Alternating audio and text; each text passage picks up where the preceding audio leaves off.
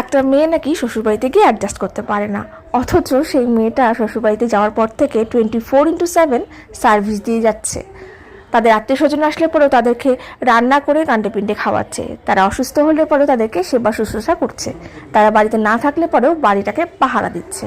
তারপরেও একটা মেয়েকে শুনতে হয় যে তারা শ্বশুরবাড়িতে নাকি অ্যাডজাস্ট করতে পারে না। আচ্ছা, একটা ছেলে শ্বশুরবাড়িতে গিয়ে ঠিক কতটা অ্যাডজাস্ট করে একটু বলো তো?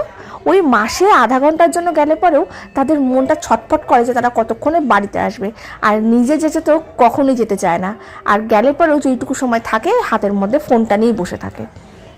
শ্বশুরবাড়িতে গিয়ে 5 টাকা খরচা করতে হলেও তাদের মধ্যে হিসাবের ঝড় চলে আসে এবং চিন্তায় তারা একদম মগ্ন হয়ে যায় যে আমার টাকাগুলো গেল। আদার্স দায়িত্ব, কর্তব্য, অসুস্থতা সব বাদই দিলাম, অথচ এরাই চায় এদের বউরা তাদের বাড়িতে 24/7 সার্ভিস দিক, তাও আবার হাসি মুখে।